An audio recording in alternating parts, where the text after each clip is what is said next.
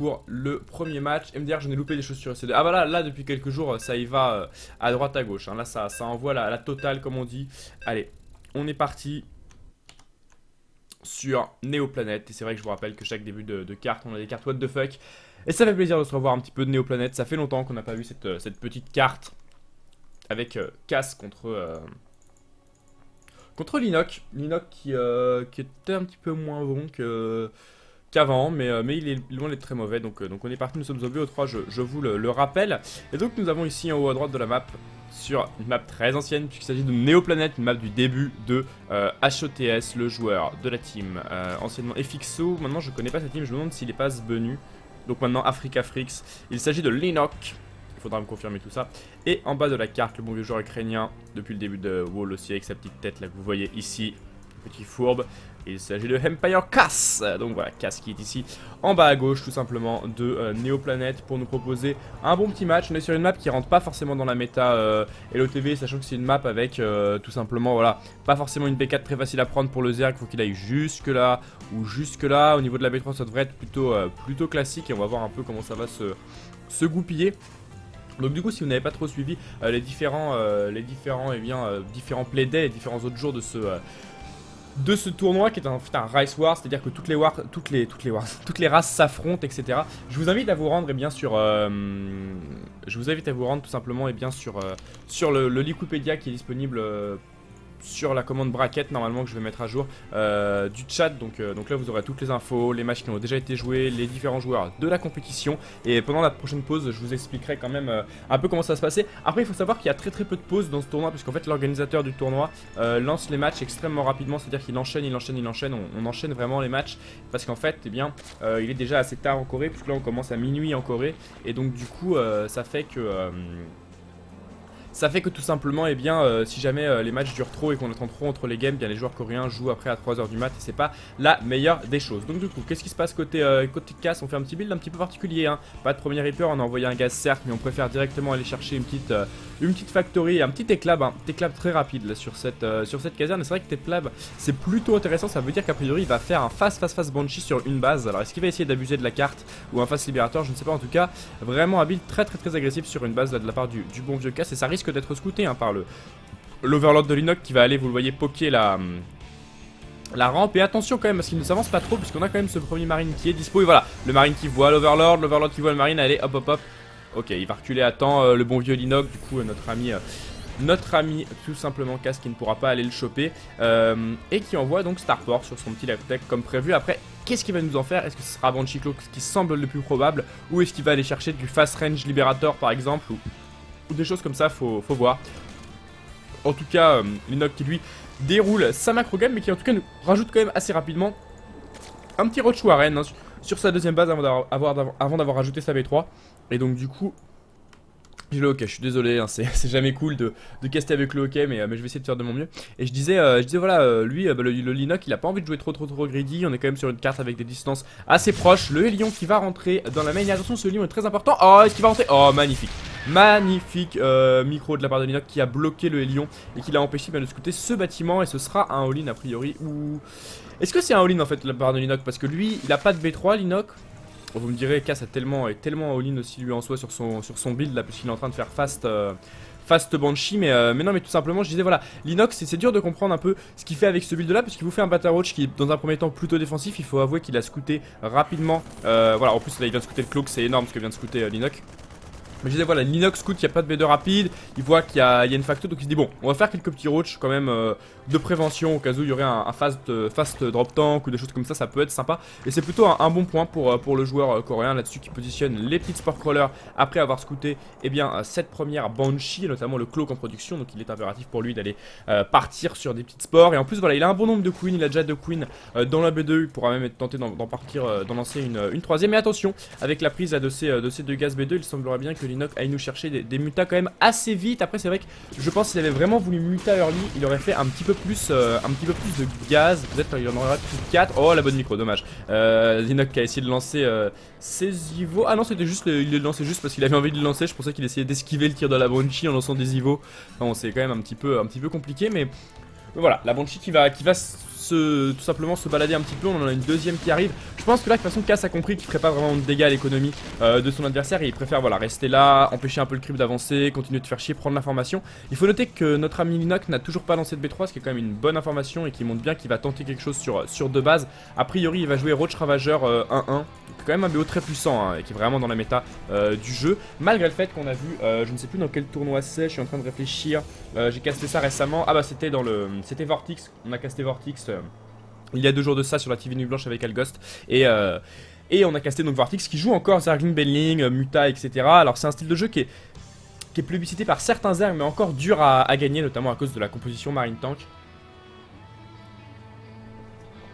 Donc c'est vrai que les joueurs Zerg ont beaucoup plus tendance à jouer sur du Roach Ravageur etc. D'autant plus que là c'est des joueurs Linoc, Hyun qui avaient déjà tendance à jouer avec beaucoup de Roach sur HOTS. Donc là en plus on leur donne une méta où le Roach est vraiment puissant, donc eux ils se plaignent pas. Ils envoient les Roach à la queue leu tout le temps sans arrêt, donc c'est plutôt pas mal. À voir ce que va faire Linoc au niveau de sa Bec 3. Il l'a prise ici puisqu'il avait la Banshee en haut, ce qui est pas idiot. Du coup ça va lui permettre d'avoir une B4 pas forcément très compliquée à défendre. Après c'est vrai qu'entre la B3 de Cass et la B4 et la B3 de Linoc, il y a quand même une distance très courte. Cass qui derrière enchaîne sur tout simplement Mass Marine Steam Tank, donc un build plutôt classique. Et fait important à noter, il faut rappeler que Cass s'est fait battre dans le qualifier, le dernier qualifier, donc hier soir de WCS. Et bien il s'est fait battre par Garritos, qui est un joueur GM français, Zerg mais pas fou, tu vois. Garritos il est loin d'être mauvais mais c'est pas le meilleur joueur Zerg quand même européen. Et ça m'étonne, il s'est pris 2-0, donc attention, est-ce qu'il va se prendre la même claquette que par le joueur français là-dessus. Notre ami Cass qui va devoir déjà faire face à un bon round by de Roach. Là il n'était pas vraiment préparé, il y a beaucoup de Roach, il pourrait même les transformer en tout simplement saccageur s'il en avait envie, le bon vieux Linoc. Linoc qui va s'enfuir de la base, il a vu l'armée revenait, et attention oui parce que là il y a quand même avec la Banshee un bon DPS pour notre ami Cass qui a débloqué son petit Steam, et voilà vraiment un mass Roach hein. Là regardez, je suis même pas sûr qu'il fasse de ravageur, notre ami Linoc, vous le voyez, il est vraiment en train d'accentuer sur le Roach, sur le déplacement sous terre, il est dans le creep pas trop mal. Maintenant le problème c'est qu'il va falloir qu'il fasse face, simplement il va devoir faire face au bon gros push de notre ami Cass qui dispose en plus à partir de maintenant du bouclier. Donc du coup son armée est bien plus puissante. Et attention là, regardez Cass qui va aller chercher la B3 ici alors qu'elle est complètement en bas. Donc là ce qui est très bien pour Linoc, c'est qu'il gagne du temps en fait. Linoc va gagner un maximum de temps pour lancer voilà éventuellement les premiers saccageurs, des Roach en supplément. Donc c'est plutôt un bon point là-dessus de la part du joueur, tout simplement du joueur coréen qui est à 122 de pop contre 100. C'est pas forcément un avantage décisif. Alors regardez, le petit Steam qui se débarrasse seulement d'un Overlord, c'est pas la folie. Mais c'est vrai que ces Overlords là qui ont été tués pendant l'agression, là vous en avez vu, il en a tué un par là, je me demande s'il en a même pas tué un autre. Du coup ça met un petit peu notre ami Linoc dans les choux au niveau de sa macro. Après il perd pas de base, Linoc il a perdu 2 over, il est plutôt bien. En plus lui il a l'info sur la pose tout simplement de B3 de son adversaire. Mais ce qui est intéressant de noter c'est que là je suis pas sûr que le creep empêche la B3 de se poser. Donc ça va être à vérifier. Mais la B3 de Cass est tellement late mesdames et messieurs, c'est clairement Aolin qui est en train de faire Cass. Et quelle n'est pas sa surprise, voilà, en s'apercevant que la base de son adversaire est juste là. Et donc de ce fait il ne peut pas aller la sanctionner avec son armée comme il l'avait prévu. Attention les petits roches enterrés là-dessus de la part de Linoc qui vont tenter d'aller tout simplement faire la différence. Vous le voyez, on est sur du blanc, ça se voit plutôt bien les roches enterrés sur cette map. Oh il les voit. Oh non, j'ai eu peur. C'est très dur hein, de voir les roches enterrés quand vous savez pas qu'ils y sont. Ah, attention, les roches de Linoc qui vont tout simplement se faufiler dans la main. Oh là là, le double front qui va être. Oh il l'a vu, regardez, il met des tourelles dans chaque base. Oh il l'a tellement vu, oh il l'a pas vu mais il s'en doutait. Le problème c'est que c'est trop tard, les tourelles ne sont pas positionnées au bon moment. Et regardez le nombre de VCS qui tombent en un rien de temps, c'est vraiment phénoménal. Attention c'est parti, l'agression de Cass. Cass a vraiment cette armée pour gagner la game, sinon il ne pourra jamais remonter. Les dégâts économiques qui lui sont infligés ne lui permettront pas de revenir. Alors là déjà la bonne opération c'est qu'il y a beaucoup d'over, et ça peut être décisif parce que si jamais notre bon Cass arrive à se défaire des over, derrière la reprod va être bien plus compliqué. Le petit move à base de roach enterré. Oh qu'est-ce que c'est bien joué, ils ont été vus ces roach enterrés, alors que dans la main c'est toujours autant la débandade pour le joueur ukrainien qui vient de perdre son deuxième CC, qui a perdu 35 collecteurs. Donc là voilà, 6 collecteurs contre 51. Il lui reste cette armée pour gagner la game. Il est 1-1 contre 1-1 notre ami Cass. Cass ne peut pas revenir défendre, il faut absolument qu'il aille gagner, qu'il soulève ses bâtiments pour essayer d'en conserver un maximum. Il lui reste un deuxième CC, attention la fight là-dessus qui est bien engagée de la part de Linoc avec des bonnes builds corrosives. Et j'ai bien l'impression que le joueur tout simplement coréen ici en Zerg rouge va prendre la première game. GG. Bravo, bravo à notre bon vieux Inox qui n'a pas perdu et qui voilà, montre qu'il est quand même encore solide face à un casse qui a été un petit peu hésitant, qui fait un build très étrange avec un fast Banshee sur une base. C'est pas forcément le meilleur build à faire, je dirais, en, euh, en tout simplement en PVZ, en TVZ, donc bon c'est étonnant. N'oubliez pas qu'il n'y a pas de délai sur le stream, donc si vous voulez, eh bien tout simplement passer sur le chat, passer le bonjour, ou même voilà, dire c'est de la merde, venez donc, il n'y a pas de problème.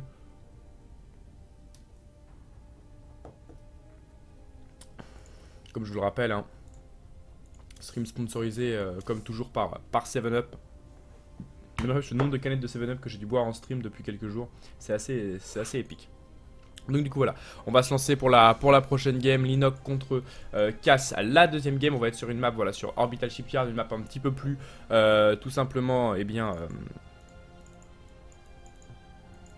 une map un petit peu plus, tout simplement, macro et peut-être plus dans la méta actuelle de Legacy of the Void. Donc ça a plus de sens que de jouer ça sur, Neoplanet. Mais bon, ça n'a pas perturbé le Zerg. Il n'était pas forcément favori, on va dire, au niveau de la map, mais il s'en est bien sorti, donc écoutez, GG, et puis bah, on va voir un petit peu ce que ça va nous proposer. Après on aura Linox contre Strange, je suis vraiment curieux de voir ça, puisque Strange c'est un joueur russe en fait, Protoss vraiment très talentueux, et après on aura Super contre Bly, et ça va être du gros match, ça va être un bon PVZ. Donc à observer pour la suite de ce tournoi. Donc 1-0 pour le bon joueur coréen, et je vais regarder pendant que la game se lance un petit peu quelle est et bien tout simplement la team de notre bon vieux Linox, puisque je n'en suis pas convaincu. Il me semble que c'est Applica, mais non, bah donc du coup il a fait l'échange avec Katerusler. C'est vrai qu'il vient de rentrer Katerusler, autant pour moi. Linox donc qui rejoint la grande écurie de Katie. Donc on a aussi Jekji qui a rejoint Katie. Alors je sais pas trop quand il a rejoint Jekji. Il a rejoint peut-être à un moment où j'étais pas là. Il a rejoint le 12... Ah 2015, putain ça fait déjà... Ah ouais quoi, ça fait déjà un an que... Ah non, le 1er décembre, ok, non. Ça va faire 2 mois qu'il est chez Katie. Allez, on est parti mesdames et messieurs pour la prochaine game. Directement sur Orbital Shipyard, c'est un BO3 et nous avons 1-0 pour le joueur coréen en rouge, donc de la team Kitty Rostler. Il s'agit de mon nommé Linox. Et en haut, à droite de la map, en Zerg bleu, représentant aucune team, ce qui ne me semble pas qu'il y a... Ah si, la team Cascade, pardon, je dis des bêtises. Donc voilà, de la team Cascade, une team russe, le joueur ukrainien en bleu, Empire Cass. On a tellement envie de dire Empire Cass, tu vois, c'est tellement dur de s'en enlever, mais non, ce n'est plus Empire Cass, c'est CSC Cass. Mais il a été tellement longtemps Empire Cass que c'est dur de s'habituer. C'est comme Liquid Yellow, si du jour au lendemain il passait. Et comme MKP finalement. Tu vois, vous avez des joueurs comme ça, la team va avec. C'est ça, le joueur sans la team n'est rien, et la team sans le joueur n'est rien aussi, tu vois. C'est un peu ça, tu vois. Donc du coup, voilà, petite first touch de la part de Linox tranquillement qui a été envoyé. Et donc ça va être intéressant de voir Super qui va jouer en plus ses premiers matchs de Pro League contre Zerg, qui a joué son match de GSL tout à l'heure contre Ragnarok, il s'est imposé. Donc voilà, il y a vraiment de l'enjeu. Je pense que Super va vraiment rouler sur ce groupe. Après, je suis pas sûr qu'il y ait de Linox Super tout de suite. Donc le match le plus intéressant en fait n'aura pas lieu. C'est un peu dommage, mais je pense qu'il aura lieu plus tard. Je vous rappelle qu'il y a encore 3 autres jours de compétition à venir, donc ne vous inquiétez pas, vous allez avoir du bon vieux match. Cass qui repart sur un petit CC First, qui part, puisque la game précédente il n'était pas vraiment parti sur un CC First, il était parti sur un build un petit peu moins orthodoxe, hein, pour du moins, si je puis m'exprimer ainsi, puisque c'est vrai que bon, face Banshee sur une base, c'est pas non plus la folie, donc on va bien voir. Pour l'instant, on a un Linox qui gentiment lance sa petite spawning pool. Et puis on est sur Orbital Shipyard. Je vous rappelle que les maps ne vont pas changer. Donc là il va falloir bouffer du Lorena, du protocole central et du terrasse de Prion jusqu'en mars. Ça va être assez énervé. Je vous avoue que ça fait grand bruit. Je sais pas ce que vous en pensez, n'hésitez pas à me le dire sur le chat, mais ça fait grand bruit. Et je trouve ça quand même un peu particulier de pas avoir changé les maps quoi. Imre faisait la réflexion, il disait, c'est vrai que David Kim disait à Poitiers lors des derniers WCS l'année dernière, oui il est très important de changer régulièrement les maps, c'est ça qui fait que le jeu est tout le temps en mouvement et se renouvelle tout le temps, et c'est ça qui est sympa. Et les mecs, on va rester 1 an sur les mêmes maps limite quoi, donc c'est un petit peu blasant quoi. Après ils se plaignent, ils mettent pas vraiment les choses en ordre pour que StarCraft 2 se développe, pour que le jeu soit fun à jouer toujours continuellement, et après ils se plaignent, oh StarCraft 2 c'est dead game, ça fait plus de vues, etc. Bah normal, vous faites de la merde. C'est comme les pouvoirs publics qui... c'est Imre qui prenait cette expression de ça, les pouvoirs publics qui mettent pas d'argent, qui disent ça marche pas, c'est nul. Bah oui, tu mets pas d'argent, ça peut pas marcher. Ouh, une petite erreur de micro là sur ces drones du côté de l'Inoc. Donc après cette petite aparté, on va se reconcentrer un petit peu sur la game. On voit un casque qui fait un build assez particulier et qu'on voit quand même peu sur Legacy of the Void. Hein. Le CCFR c'est une tout triple rax, c'est quand même assez rare le triple rax gazless. Mais on a vu, il me semble, c'était...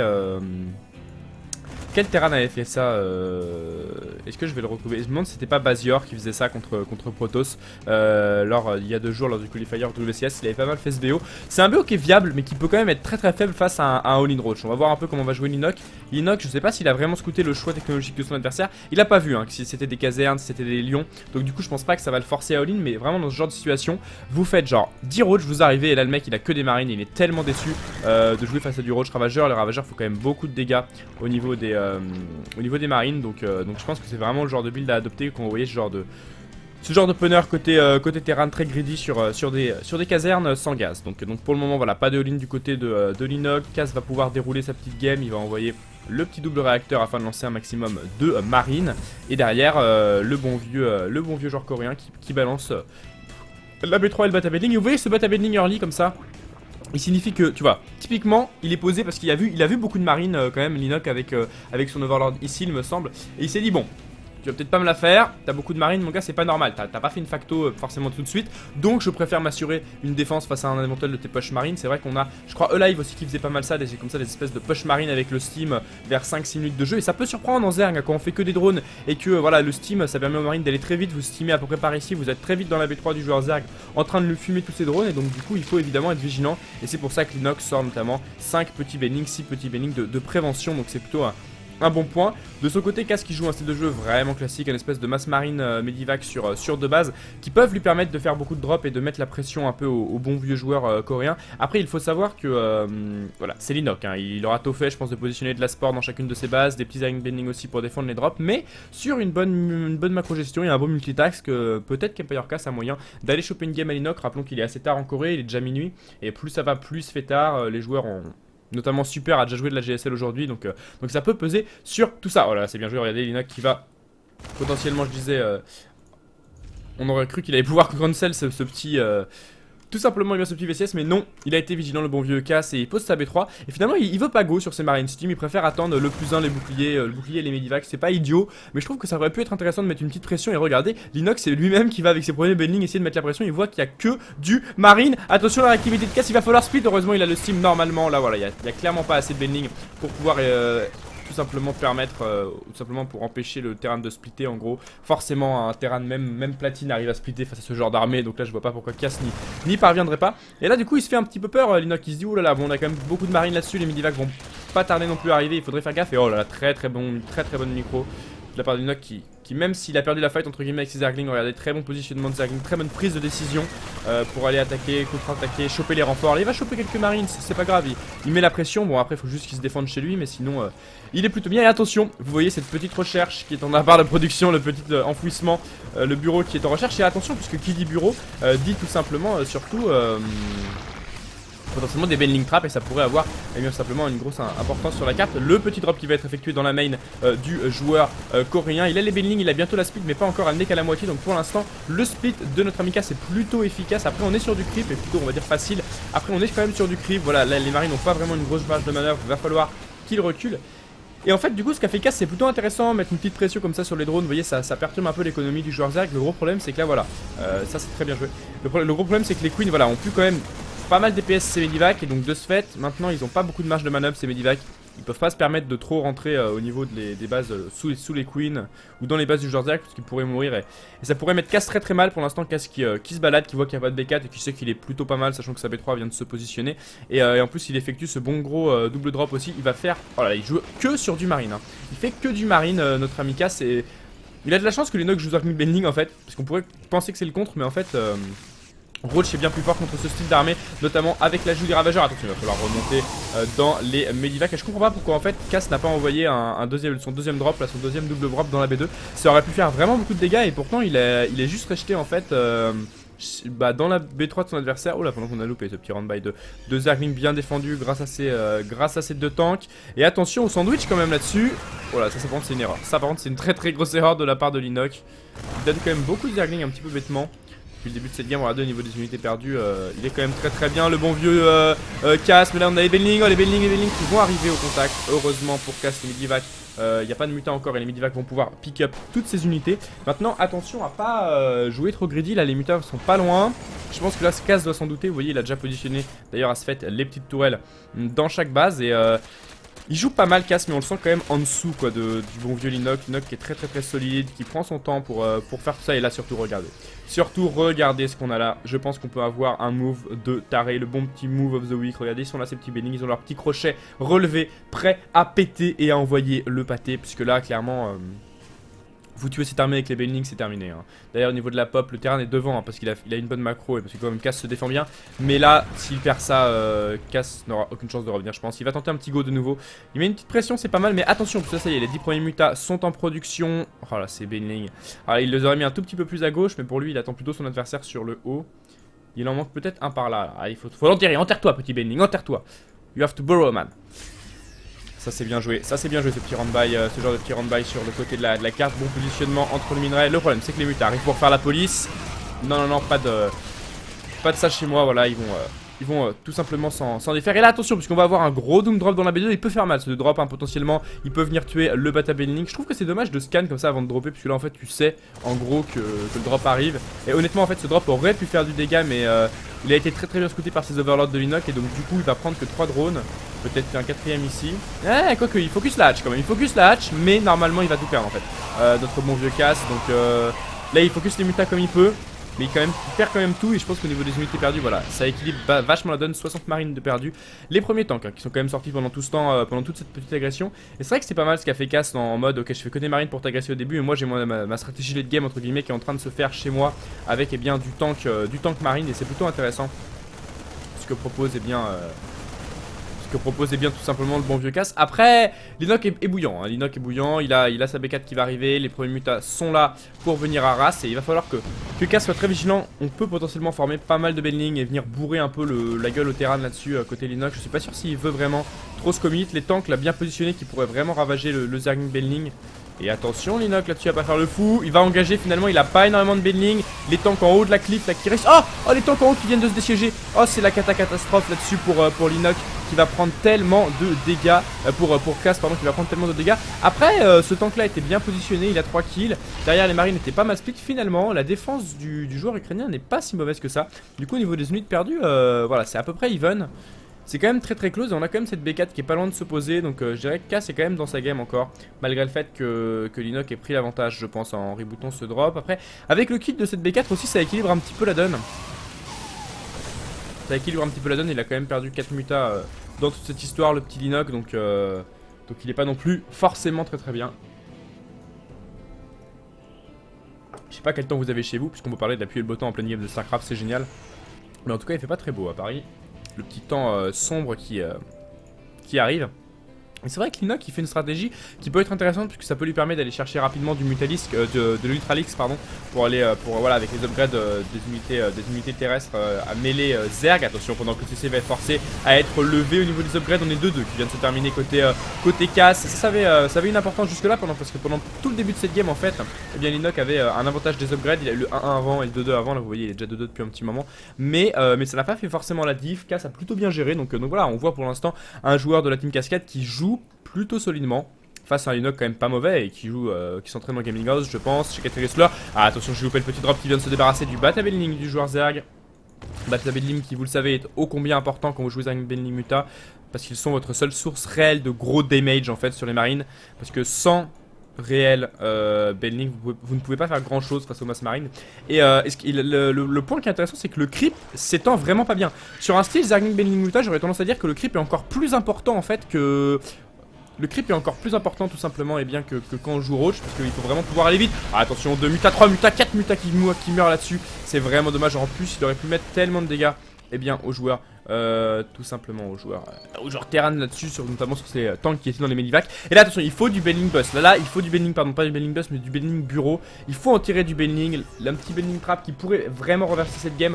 On n'en a pas a priori sur cette base. Par contre on en a 25 en production, mais ils sont peut-être un peu late hein, ces 25 Bending. Regardez, on a déjà l'armée du joueur ukrainien qui se rapproche dangereusement de la B4. On n'a pas de B5 côté Linoc, donc si Linoc perd cette base, il va vraiment avoir un retard au niveau de l'économie. Cette base est cruciale pour l'économie du joueur coréen. Oh là là, le joueur coréen qui repère 3 nouveaux Mutalis. C'est compliqué les Bending qui sont là, heureusement, pour pouvoir permettre eh bien, à Linoc de se défaire de tout ça. Mais là il a plein de Bending, mais donc du coup il a plus de Zergling pour tanker. C'est bien le gros problème, il a 44 Bending, donc c'est bien beau. Mais face à cette armée bien siégée avec un très bon split de la part de Cass, ça semble quand même compliqué pour eh bien tout simplement pour oh là là, pour Linoc. Regardez, il essaye de gratter les tanks mais il se fait vraiment avoir. Et là c'est là on se rend compte eh bien la faiblesse du jeu Zergling Bending Muta. C'est compliqué de bourrer un Terran qui a bien positionné les tanks, qui a bien positionné les marines aussi en retrait. Donc là il gratte, le Cass il est en train de prendre un bon avantage dans cette game hein. Vous le voyez au niveau de la pop hein, ça se ressent tout de suite. 175 de population, on passe à 168. C'est pas forcément normal pour un joueur Terran, il est pas censé être comme ça au-dessus au niveau de son adversaire. En plus il a moins de drones, donc c'est à dire qu'au niveau de l'armée il est vraiment au-dessus, le bon vieux Cass. 2 Thor en prod.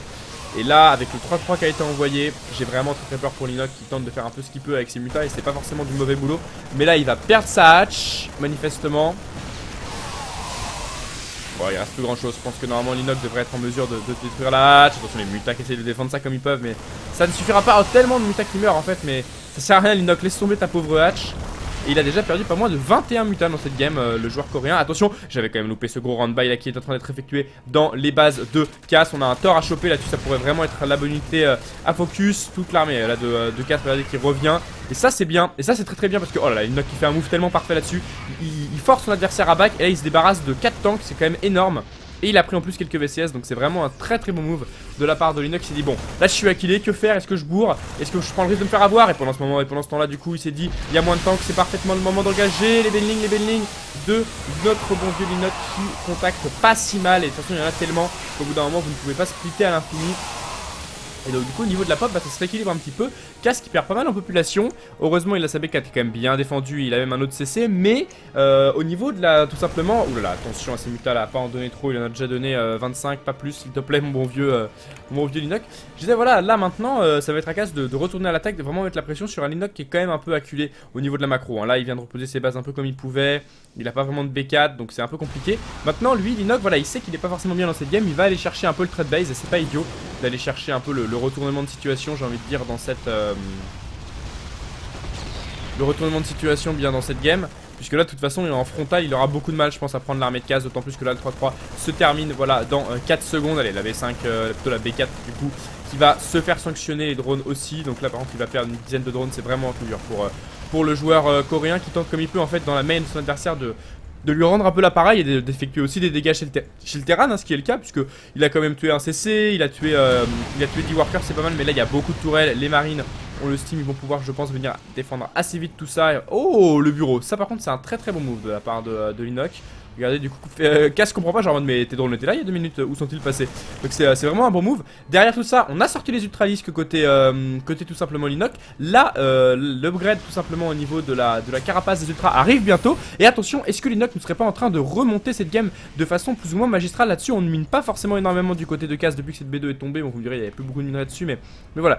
Un autre CC qui tombe encore, là c'est que ça commence à devenir assez compliqué hein, pour le joueur ukrainien qui se dit vraiment faut aller venir défendre cette base, je ne peux pas me permettre de la perdre. C'est la dernière qui mine effectivement, la B4 en haut qui est vraiment cruciale pour le joueur ukrainien. Au niveau de la pop et au niveau de l'armée, bah le Terran est quand même devant, mais on a 2 autres ultras qui vont s'ajouter à la compo. Ça manque un peu de Bending je dirais quand même au niveau de Linoc, il y en a quelques-uns voilà c'était ceux qui étaient en Bending bureau là qui se débureau. Ouais, il y a beaucoup d'ultras, il y a le plus 6 d'armure est dispo. En plus on a le 3-3 qui arrive, le 3 de défense en tout cas sur cette armure. Oh là c'est dommage, Linoc qui va engager juste avant la fin du 3 de carapace. Ça y est, le 3 d'attaque qui est là, ils ont 7 d'armure, c'est tout simplement ces ultras. On manque peut-être un peu de Bending, on va tenter quand même l'agression qui va s'engager. Il y a beaucoup de marines. Le problème c'est que regardez, les ultras ne prennent tout simplement aucun dégât face aux marines. On a quelques torts par contre ça pour appuyer au niveau du dégât. Les mutas aussi vont avoir beaucoup de mal à faire du dégâts à cette armée. Qu'est-ce qu'il faut pour tuer cette armée? Je pense qu'il faut du gros army building à côté des ultras. Les ultras qui certes tankent bien les marines, mais ça fait quand même, ça pose quand même problème quand on a des torts pour les tanker. Et là il va se faire avoir l'Inoc parce qu'en fait il a pas fait assez de building, il a trop investi dans les ultras. Et oui, les ultras 7 d'armure, vous voyez, ça peut découper assez facilement de l'armée Terran. Mais il y a un moment, il y a, oh quoi que, oh là là là là là là. Mais regardez comment ça tank, mais c'est honteux. C'est honteux. Oh là là là là, regardez. Il va pratiquement réussir à défendre avec seulement 5 ultras, mais contre un limite un 150 de pop tellement énervé. Finalement les ultras qui tombent. Il a quand même sorti une dizaine d'ultras, mais ça ne suffira pas. Le bon vieux Linoc qui va perdre sa B4 et là il mine plus du tout. Il a plus qu'une base ici qui va tenter de miner pour se remettre bien. Et le problème c'est qu'Cass il lui reste encore quand même pas mal de minerais en fait sur ses carrés. Il lui reste 900 sur ses carrés de minerais là. Il peut encore soulever son CC de la main pour l'envoyer sur une autre base. Et finalement, il arrive à défendre le bon vieux Linox. C'est assez dingue hein, ce que propose le joueur de la team Kitty Roostler. Salut Cascami au passage. Si vous nous rejoignez sur le chat, n'hésitez pas à signaler votre présence. Si vous nous rejoignez sur le stream, bienvenue à tous les gens qui nous rejoignent. Et donc là, on est dans ce premier BO3 avec un Linox qui mène un partout, mais qui est assez vite. J'ai cru qu'il allait revenir Linox. Bah c'est vrai que là, il est pas loin de revenir. Il a quand même d'autres ultras qui sont là. Les ultras ont vraiment la défense cheatée, il a perdu quand même pas moins de 38 mutins dans cette game, hein, Linoc. Il a pas fait très attention à ses mutins en tout cas, il en a vraiment donné pas mal. Là il essaie comme il peut de reprendre des bases en fait, parce que là il a plus de base, donc il peut pas envoyer des unités chères comme l'Ultralis qui en a fait déjà une grosse fournée tout à l'heure. Et là c'est parti, notre ami Cass qui repasse à l'attaque au niveau de la valeur d'armée, il est devant de plus de 1000. Et là je vous avoue que ça va être vraiment la dernière fight, il était pas loin de le faire Linoc, il a quelques mutins en prod. Attention on a quand même des heals aussi sur les Ultralis qui tankent tellement, regardez-moi ça. 7 d'armure quoi, c'est... Regardez, il y a une énorme bioball avec le 3-3 qui tape sur les ultras mais il ne meurt tout simplement pas. C'est juste dingue au niveau du nombre de collecteurs tués, ça pourrait être intéressant de regarder ça. On peut voir que les deux joueurs se sont tués à peu près le même nombre de collecteurs, mais là la note commence à être salée et bien pour le joueur coréen qui vient de perdre en plus sa base à droite. Heureusement qu'il les a bureaux tout à l'heure, c'est tout simplement et bien c'est drone. Et là c'est intéressant parce qu'en fait Linoc il arrête pas de bait des steams, c'est à dire qu'il force son adversaire à activer le steam. Et au bout d'un moment il n'y a plus d'énergie sur les medivacs pour réparer ses steams. Et ça peut potentiellement permettre à Linoc d'engager ça de façon assez intéressante. Il a refait quand même pas mal de mutas. Putain mais c'est beau ce que fait Linoc hein. Il est pas forcément en dehors de cette game. Après ok le CC de la main qui s'est levé. Il n'y a pas énormément de CC du côté du joueur Terran. Alors là un petit tank qui va être supprimé.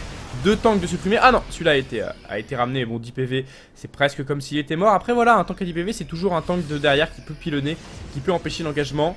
Voilà, les deux mutés sur le côté gauche, le côté droit pour prendre les tanks. Ils vont essayer, ceux-là, de prendre un tank. C'est pas mal hein, ce que fait Linox, c'est vraiment pas mal. Là, il a fait un bon boulot. Il faudrait juste qu'il essaye de reprendre sa base ici. Oh, il a oublié un ultra. Ça peut être une erreur tellement décisive. Oh là là là là, il a oublié un ultra mesdames et messieurs. Linoc qui peut potentiellement jouer sa game sur un ultra. Honnêtement un ultra ça tank tellement, c'est vraiment décisif. Ah mais le problème c'est que là l'armée de Cass est en train de grossir petit à petit. C'est parti l'engagement, j'ai l'impression avec un bon Fungal Grow qui a été lancé. Le heal en plus des queens qui font tellement la différence. Et là honnêtement il y a un troisième ultra, il pourrait y avoir un quatrième ultra si celui de la base là à gauche avait pu être ramené. Mais j'ai l'impression qu'à force de bait des steams, finalement, finally comme on dit, eh bien Linoc va être en mesure de défendre. Et attention, puisque là au niveau de l'armée, Cass qui s'est fait clean toute son armée, il avait tout à ramener en renfort, donc là il va tout perdre. Oh là là là là là, mais quelle partie mesdames et messieurs. Est-ce que Linoc va pouvoir réussir la remontée fantastique et aller chercher le 2-0 après une game de déjà 20 minutes? C'est vraiment énorme ce que propose le joueur coréen là-dessus. Il va chase ses medivacs, les medivacs qui n'ont plus le boost. Attention là-dessus. Oh là là, medivac complet 4 maraudeurs qui tombe. Et si seulement, mais regardez, imaginez juste la fight d'avant, s'il y avait eu un ultra supplémentaire, elle aurait tellement été one-sided. Et c'est le rage kit de Cass qui s'incline donc eh bien sur le score de 2-0 avec un